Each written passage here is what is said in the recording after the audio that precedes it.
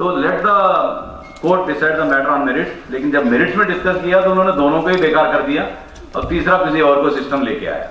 वो सिस्टम, उसमें बहुत खामियां हैं। डिपार्टमेंट में आज हमने काफी डिस्कशन किया मीटिंग में। हमने कहा है आप इम्प्लीमेंट कर रहे हो कि नहीं कर रहे हो। हमें किसी ने बताया भी, किसी भाई ने, सीनियर लिस्ट बना रहे हैं एज पर कोर्ट ऑर्डर।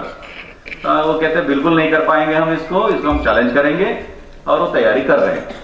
हमें पता है, जैसा मैंने पहले रिपोर्ट में भी लिखा था, जो वारिंग पार्टीज थे वहां पे, जो भाई लोग हैं हमारे, वो भी जाएंगे कोर्ट में, क्योंकि इसमें मेन खामियां हमारे नजर में आया है जो रूल के हिसाब से नहीं है।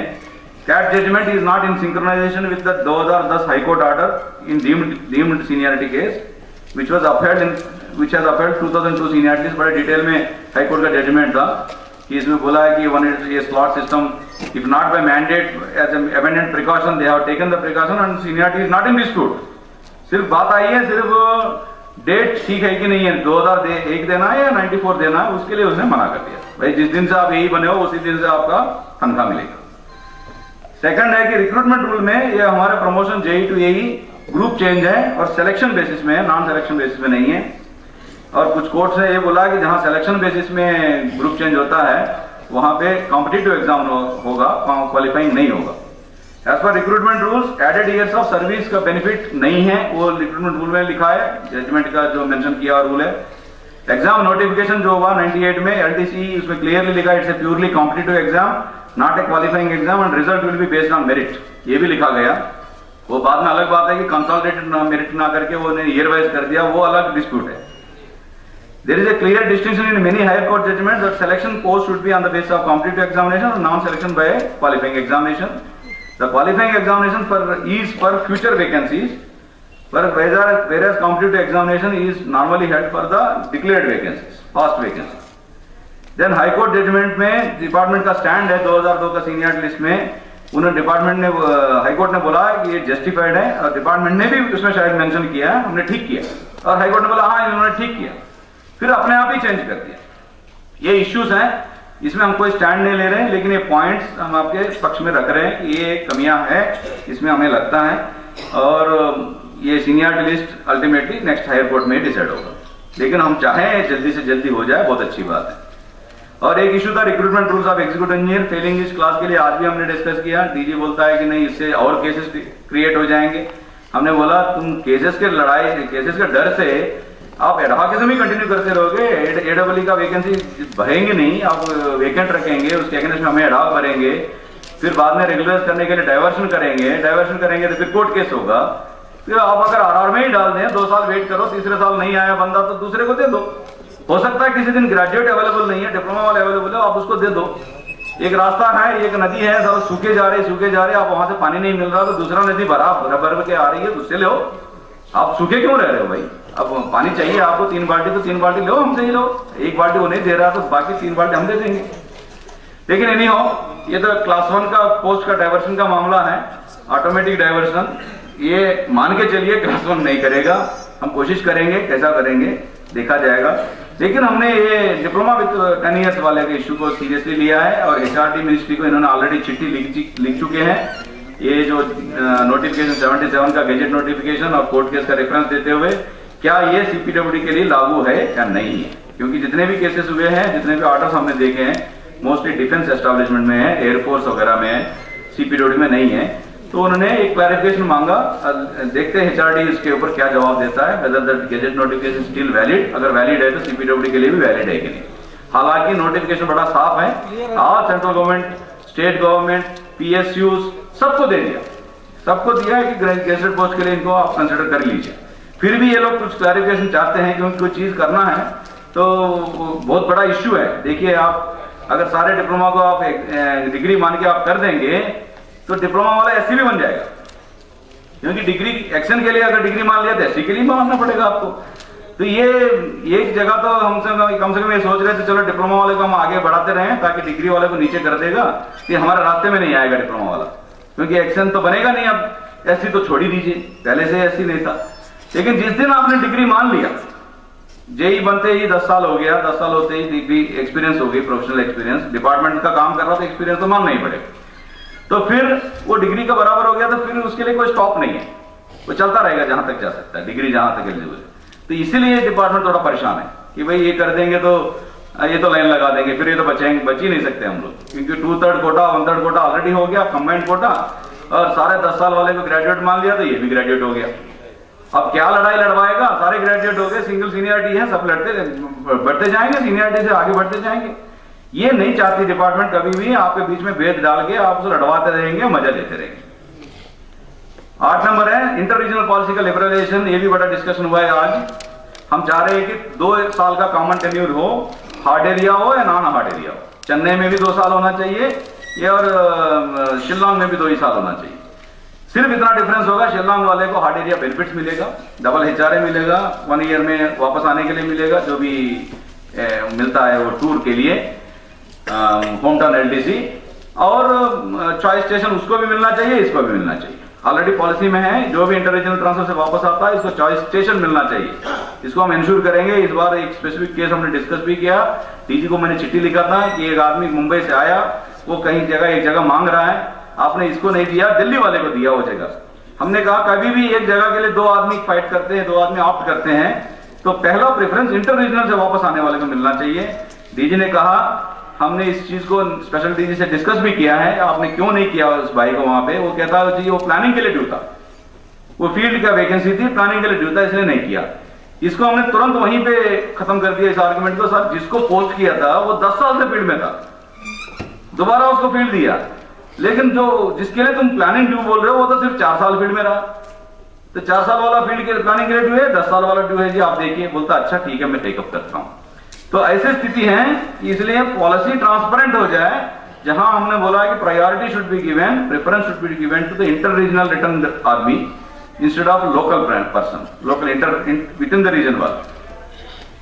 Hard area non hard area tenure should be 2 years. Receiving region, जब जैसा अब इंटर रीजनल ऑर्डर्स हुए हैं, कुछ लोगों को वेस्ट कुछ लोगों को साउथ पोस्ट किया, जिस रीजन में उनको जाना है पहले वो अपना रीजन का जितना भी वैकेंसी है एज ऑन दैट डेट उसको नोटिफाई करेगा, वेबसाइट में डालेगा मेरे इतने इतने वैकेंसी है। अब आप ऑप्शन दीजिए, 3 ऑप्शंस लेंगे, जहां जहां एलिजिबिलिटी जिसने मांगा उस हिसाब से कर देंगे। अगर वैकेंसी अवेलेबल है और रिक्वायरमेंट है, अगर वैकेंसी कम है तो प्रेफरेंस देंगे, जिसको ज्यादा अच्छा देना चाहिए वो दे देंगे। ये हमने बात उठाया, वेबसाइट में होगा, ऑप्शन लेगा, उस ऑप्शन का बेसिस में करेगा। ऐसा नहीं है कि ऑर्डर हो गया तो उसने किसी को, जैसा हम सदर्न रीजन में देख रहे हैं, चेन्नई तो बहुत कम लोगों ने दिया, किसी को तिरुवारूर, किसी को उधर भेज दिया दावणगेरे, जो प्रोजेक्ट साइट से, क्योंकि भाई वहां लोकल आदमी तो अपना मैनेज कर सकता है नॉर्मली, आई बेग पार्डन, अपना रीजनल ऑफिस बेरस नॉर्मली ये टेंडेंसी होती है, जो साथ मेरे आदमी मेरे साथ बैठ रहा है मैं उसका केस लेता हूँ। कोई दूर से आ रहा हो जिसका नाम तक मैं नहीं जानता, वो तो नॉर्मली जैसा गवर्नमेंट चाहती है वैसा ऑर्डर हो जाता है। तो हम चाहते हैं कि वो भी ठीक हो, एक इंटर रीजनल में जो जा रहा है आदमी उसको चॉइस मिले। तीसरा है इंटर रीजनल ऑर्डर के अंदर ही स्पेसिफाई कर देना चाहिए डेट ऑफ रिटर्न बैक। ये पॉलिसी में है, 3 महीने से ज्यादा रख नहीं सकता, लेकिन आज भी इसमें लिखा हुआ है, आज भी देख रहे हैं हम 6-6 महीने पहले तो ऑर्डर नहीं करता। DG को हमने बोला सर बड़े मुश्किल से तो नीचे से फाइल आती है, और आप उसमें लिख देते हो हार्ड एरिया में पोस्टेड है, इसने 15 दिन से ज्यादा छुट्टी तो नहीं ले ली पर ईयर। वो एक DOPT का गाइडलाइन आपको पता है, ऑलरेडी नोटिफाई हो गई हो, आज नेट पे भी डाल दिया उन्होंने कि अगर हार्ड एरिया आप जाओगे आपका टेन्यूर एक्सटेंड किया जाएगा, अगर 15 दिन से ज्यादा एक साल में आप छुट्टी ले लोगे तो। ये अभी नया गाइडलाइन उन्होंने प्रोस्पेक्टिव के लिए डाल दिया, पर ईयर 15 दिन अलाउड है, उससे ज्यादा आप कर देंगे तो उतना पीरियड जितना आपने एक्स्ट्रा छुट्टी लिया उतना आपका पीरियड एक्सटेंड होता जाएगा। तो भाइयों जब हार्ड एरिया जा रहे हैं दौड़ दौड़ के तो थोड़ा ध्यान रख के जाना, फिर ये मत सोचना कि 6-6 महीने में छुट्टी मार दूंगा और आ जाऊंगा 2 साल में। अनलेस 2 साल में आ जाएगा, लेकिन अनलेस वो खुद जो वहां बैठा हार्ड एरिया में वो एक्सटेंशन ना मांगे कि भाई मैं रहना चाहता हूं, मुझे कोई प्रॉब्लम नहीं है, तो कोई इश्यू नहीं है। और इसको पॉलिसी में पार्ट बनाना चाहिए। एक और हमने बात उठाया, हस्बैंड एंड वाइफ का बड़ा जोर से उठाया आज। भाई आपको DOPT गाइडलाइन साफ कहता है डिपार्टमेंट में दोनों ऑफिसर है तो आप तो इनवेरिएबली दोनों को एक ही जगह पोस्ट करेंगे, वो तो मस्ट कर दिया। लेकिन कुछ दूसरे डिपार्टमेंट में है, सेंट्रल गवर्नमेंट में है, कुछ स्टेट गवर्नमेंट में है, उसमें गाइडलाइन बड़ा क्लियर है। अगर एक वाइफ इधर है, हस्बैंड इधर है तो क्या करना चाहिए, अगर एक स्टेट में है तो दूसरा सेंटर में है तो क्या करना चाहिए। मैं बोला why are you not following it. DG कहता है इसका मतलब आदमी को मैं जिंदगी भर के लिए दिल्ली में रख दूं, अगर उसकी वाइफ दिल्ली पुलिस में काम कर रही है या दिल्ली गवर्नमेंट का टीचर है या MCD का टीचर है तो मैं क्या इसको परमानेंटली दिल्ली में रख दूं? मैंने बोला कि हम तो ऐसा नहीं कह रहे, लेकिन डीओपीटी का गाइडलाइन बोलता है कि वाइफ लेडीज का रिप्रेजेंटेशन एम्प्लॉयमेंट में बढ़ाना है, उनको एंकरेज करना है। गाइडलाइंस का पर्पस है। अगर आप मियाँ बीवी को अलग कर दोगे, बच्चों को पढ़ाई बेकार हो जाएगा और दोनों बेचारे एक दूसरे को पोनी करते रहेंगे, जैसा वो पिक्चर आई है ना बागबान, तो वही हाल होगा। तो हमने कहा सर क्यों आप ये पाप अपने लिए ले रहे हो, जब गाइडलाइंस बोल रही है कि जनरल गाइडलाइंस सीपीडब्ल्यू में ऐसी क्या चीज है कि आप नहीं दे सकते। तो फिर उसने बोला नहीं ये तो ठीक नहीं होगा कि अगर स्टेट गवर्नमेंट दिल्ली है, दूसरा स्टेट है तो यूपी स्टेट में है तो यूपी स्टेट के अंदर तो घुमा सकता है उसको, लेकिन दिल्ली में मैं क्या करूं। हम लोगों ने एक सजेशन दिया, सर ऐसा करिए फिर इसको इंटर रीजनल ना करिए, इसको within the region 500 kilometre के रेंज में एक रोटेशन आप कर दीजिए, ताकि वो ओवरनाइट जर्नी में वापस आ सके, वीकेंड्स में देख सके। जैसा एक केस में हुआ है, प्रवीण का केस में हाईकोर्ट ने बोला है ऑर्डर कि भाई आप इसको इतना दूर ना करो, ऐसी जगह करो, अगर करनाल नहीं कर सकते हो तो आसपास में ऐसी जगह करो जो ओवरनाइट में वीकेंड्स में आ सके। तो वो ओवरनाइट का जर्नी का क्या होगा, ये डिस्कशन हुआ। किसी ने बोला जी, मैंने बोला जी टीए बिल में ये लिखा रहता है 12 घंटे से ज्यादा अगर करेंगे तो डीए मिलता है, तो 12 घंटे तक ओवरनाइट मानेंगे। फिर ये बात हुई 12 घंटा कौन सा ट्रेन का पकड़ेंगे, राजधानी तो स्पीड से चलती है, दूसरे ट्रेन स्लो चलती है। हमने कहा जी इसको भी इश्यू बन जाएगा, इसलिए आप 1 किलोमीटर फिक्स कर दीजिए।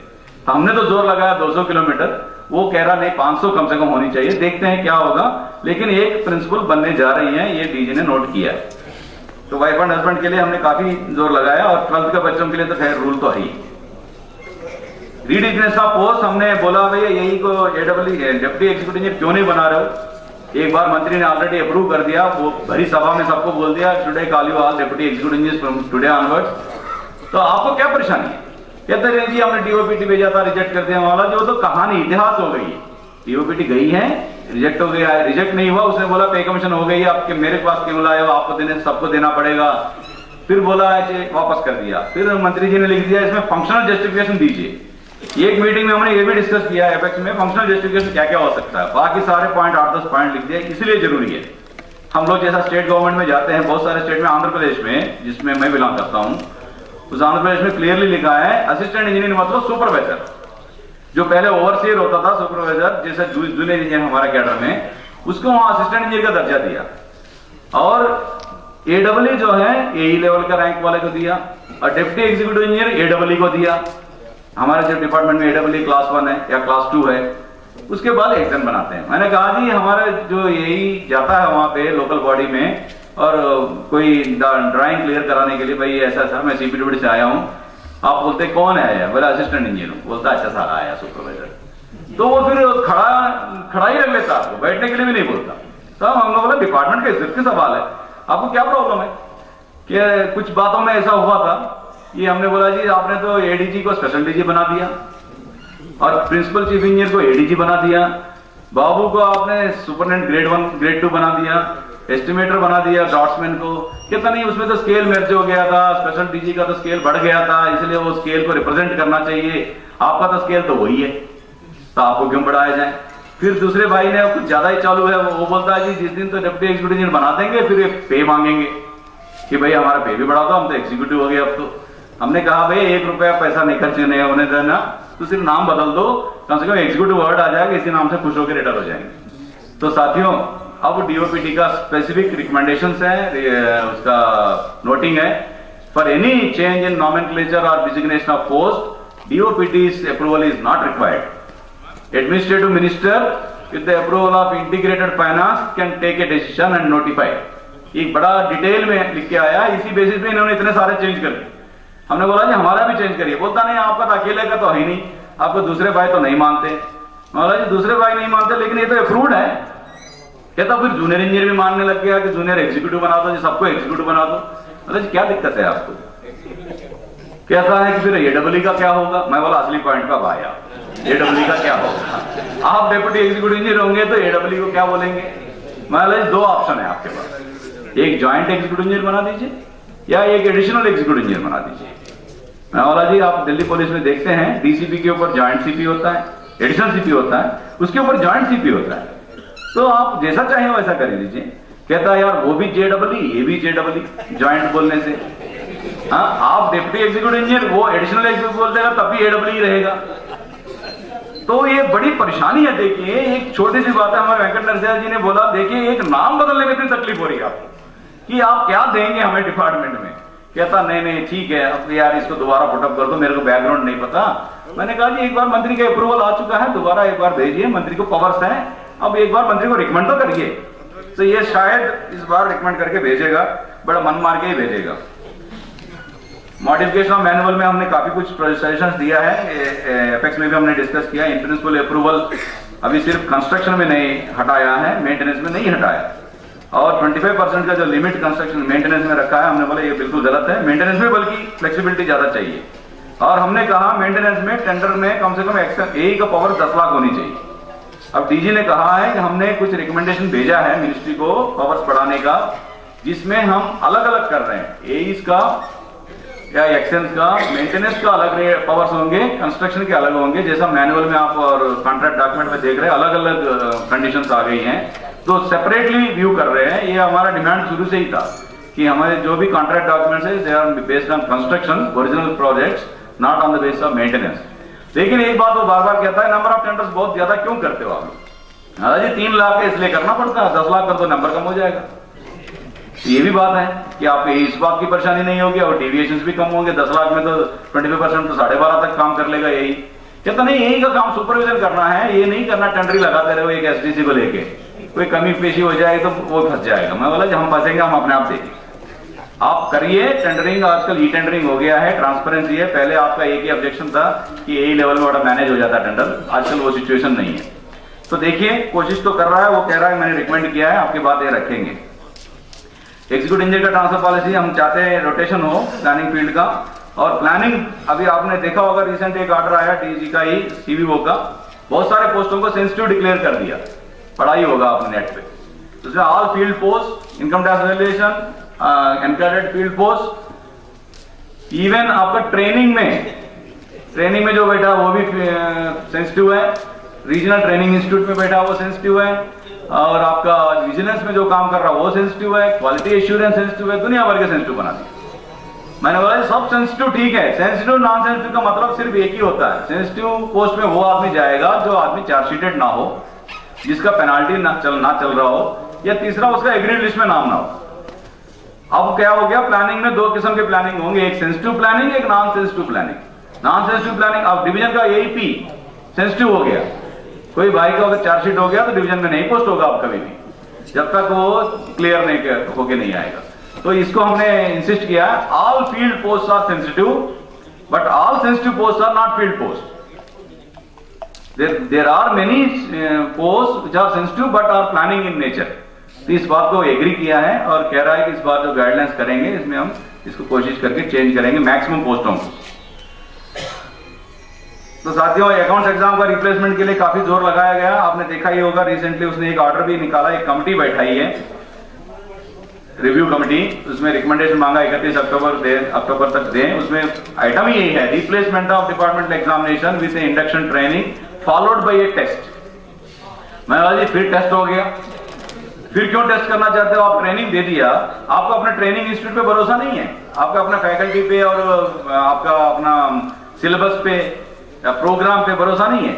जो आदमी ट्रेनिंग करता है उसको ट्रेनिंग ट्रेंड हो गया, फिर किस लिए आपका एग्जाम करना? वो कहता नहीं, वो जाके सिर्फ अटेंडेंस लगा देगा, सर्टिफिकेट ले आएगा, ऐसा तो नहीं मानेंगे। मैंने बोला इसका मतलब आपको अपने आप पे विश्वास नहीं है, सिस्टम पे विश्वास नहीं है। ठीक है, सिस्टम को ठीक करिए, उसको कहिए वहां पे थोड़ा सा वाइवा वॉइस कर दे, इसको इंटरव्यू ले, 1-2 क्वेश्चन करे, आंसर ले, हाँ भाई इसने आंसर सही बोला, इसको समझ में आ गया। कहता नहीं यार एक टेस्ट वहीं हो जाए तो क्या दिक्कत है? मतलब जी अगर वहीं हो जाए तो कोई दिक्कत नहीं, ट्रेनिंग हो गई, लास्ट डे में आपको एक टेस्ट ले लिया गया, आप उसमें पास हो गए तो सर्टिफिकेट इश्यू कर दिया, सर्टिफिकेट इज इनफ। आगे अकाउंट्स एग्जाम, अकाउंट्स में आप बिल्कुल वो हो गए, एक्सपर्ट हो गए। अगर एक बार एक आदमी पूरा ट्रेनिंग लेने के बाद टेस्ट नहीं पास कर पाता है तो उसके लिए फिर एक और बार होगा, दोबारा ट्रेनिंग लेगा, क्या फर्क पड़ता है? जैसे एग्जाम दोबारा ले रहा है वैसे ले लेगा। तो ये चीज इन प्रिंसिपल मान ली गई है। अब देखते हैं रिकमेंडेशन क्या आएगा, हम भी अपना सजेशन देंगे। तो ये मेन इश्यूज है साथियों। एंट्री ऑफ हायर क्वालिफिकेशन, इसके लिए भी काफी जोर लगाया। डिग्री से एंट्री होने में 3 साल लगते हैं, किसी को इंसेंटिव मिलके 6 साल हो जाता है, फिर दोबारा उससे डिग्री करने में फिर 3 साल लगते हैं। काफी एक हमने एक एग्जाम्पल ऐसे बताया जिसमें इन्होंने खुद ही डिग्री का एंट्री का ऑर्डर निकाला, लेकिन सीनियर लिस्ट में नहीं डालते, उसको प्रमोशन नहीं दे रहे हैं। 2007 में किसी को इंसेंटिव मिनिस्ट्री के अप्रूवल लेके दे दिया, लेकिन अभी भी डिप्लोमा दिखा रहे हैं। हमने बोला जी 2002 में बहुत लोगों का आपने डिग्री कर दिया, 2011 जब बनाया सीनियरिटी फिर वापस डिप्लोमा डाल दिया। मतलब कोई इसमें अकाउंटेबिलिटी है? कोई आदमी का रिस्पॉन्सिबिलिटी फिक्स होगा कि नहीं होगा? हर आदमी फिर हर एक बार सीनियर लिस्ट बदलेगा, फिर देखता मेरा नाम फिर डिप्लोमा में चला गया। तो साथियों, अगर 10 साल का डिप्लोमा डिग्री हो जाए तो कोई आदमी डिग्री के लिए चिल्लाएगा नहीं, लेकिन अगर तब तक ये जो प्रोविजन है, इसके लिए हम कोशिश कर रहे हैं कि एक प्रिंसिपल सिस्टम हो। हम चाहते हैं चीफ इंजीनियर को पावर मिल जाए, उसको गाइडलाइंस इश्यू की जाए क्या क्या होने से डिग्री आप एंट्री करेंगे। Chief engineer is the head of the department, उसके अप्रूवल दे देगा, वो कॉपी इनको भेजेगा, भाई मैंने कर दिया है, अब आप इसको सीनियर लिस्ट में एंट्री करिए। तो हमने कहा जी डिसेंट्रलाइज कर दीजिए इसको, हर चीज EC3 में आती है और EC3 वाला फोन करके लोगों को बुलाता रहता है। तो ये चीज खत्म करिए आप, कोशिश करेंगे इसको डिसेंट्रलाइज करने का। और ही इज रेडीली एग्रीएबल कि चीफ इंजीनियर को पावर दें विद सम स्टिपुलेशंस, क्या क्या वेरीफाई करना है उसके बाद ही करना है। 37 डेज का स्ट्राइक पीरियड बहुत सारे साथियों को वो MACP ACP का फिक्सेशन में डिफर किया जा रहा है। एक ऑडिट नोट है सदर्न रीजन में, बड़ा क्लियरली बोलता है ये डिफर नहीं करना चाहिए ACP के लिए। प्रमोशन एग्जाम से हो, LTC हो, क्वासी परमानेंसी हो, इन तीनों चीजों में ही डिफर होता है डेस्कॉन पीरियड, बाकी में नहीं होना चाहिए। ACP के लिए खास करके लिखा। हमने कहा जब इतना क्लियरली लिख दिया, कभी तो ऑडिट पैरा पॉजिटिव दे रहा है। और इन्होंने गोपाल कृष्ण जी का ही केस है हमारे रीजनल सेक्रेटरी का, इन्होंने फिर CCA को लिखा तुम्हारा ऑडिट ने ये लिख के दिया, मेरा डिपार्टमेंट नहीं कर रही, क्या ये पैरा सही नहीं है क्या? तो CCA ने फिर लिख के दिया नहीं, ऑडिट का ऑब्जर्वेशन बिल्कुल सही है, तुम डिपार्टमेंट से लड़ लो, अपना पे ठीक करा लो। हम चाह रहे हैं कि MACP ACP में 37 डेज का जो भी स्ट्राइक में पाए गए हैं उनका डिफर ना हो और उसको ड्यू डेट पे ही 30 साल होते ही फिक्स हो जाए। ये दोबारा टेकअप करके DG ने बोला मैं कर दूंगा इसको। साथियों,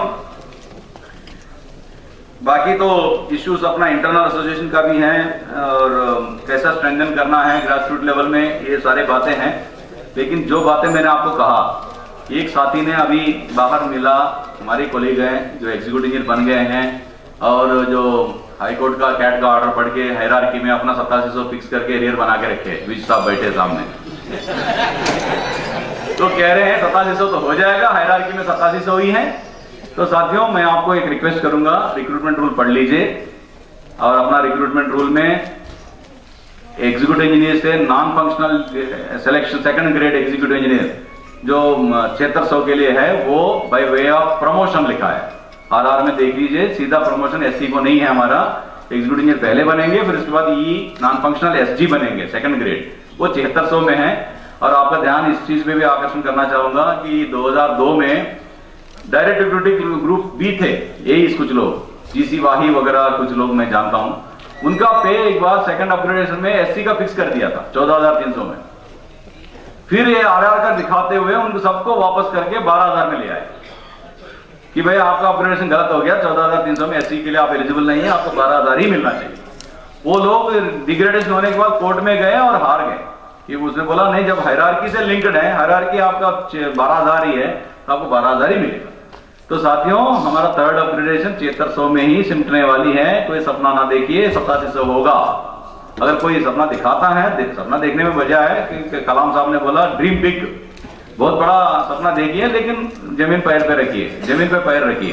तो ये मैं कहना चाहूंगा as a tradition to our association, हम लोग बिल्कुल जो भी बताएंगे, जो चीज हम बिलीव करेंगे, जो सही में हो सकता है वही बताएंगे। ये बातें कहते हुए मैं आप सबसे अभी क्षमा चाहूंगा, बहुत डिस्कशन हो गया, अब टाइम है बाकी ऑफिस बेरर्स बाहर से आए हुए उनको सुनने का और अपने साथी जो यहाँ बैठे कुछ अपनी पक्ष रखना चाहेंगे उनको सुनने का। और जो भी बात मैंने अभी कही है उसमें आपको और कोई टिप्पणी देनी है, कुछ सुधार करनी है, उसके लिए भी आप अगर देंगे, हम इसको लेके पॉलिसी लेके आगे बढ़ेंगे। बहुत बहुत धन्यवाद।